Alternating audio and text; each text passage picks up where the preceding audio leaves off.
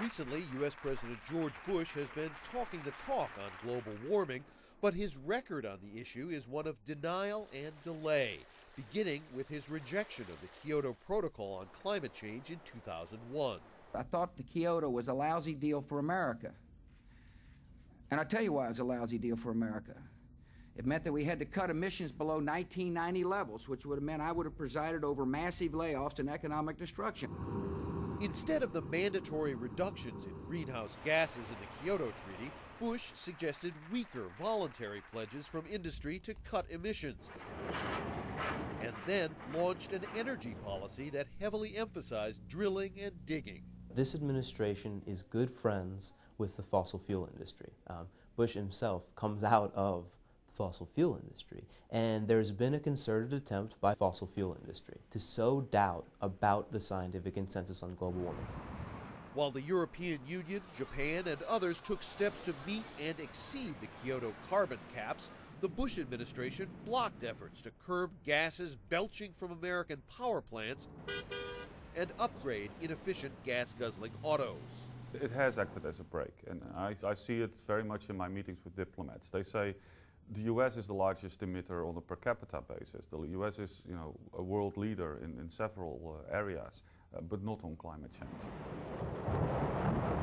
As evidence of a warming world piled up, Bush's political operatives muzzled the government's own scientists. Political people in the White House were changing the content of scientific reports coming out of the expert parts of government in order to sort of deny the global warming consensus. After 6.5 years, Bush's position has barely budged.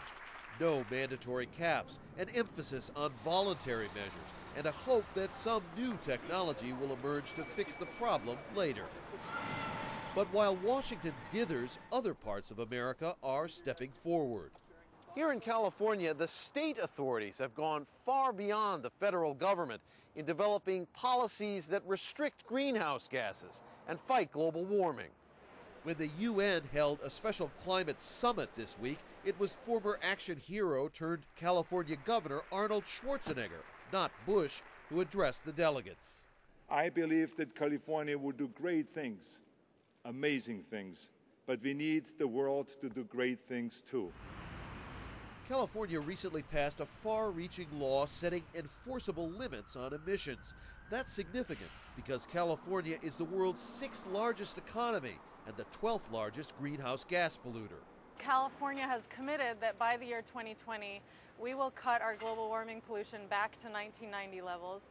Governor Schwarzenegger has set a goal to get us to 80% below 1990 levels by 2050, and ultimately that's what we need the country as a whole to do as well. Just last week, scientists reported the polar ice cap shrank in the summer sun millions of square kilometers more than its previous average. That's a striking illustration of the growing crisis, a crisis Bush will leave for someone else to solve. Rob Reynolds, Al Jazeera, Washington.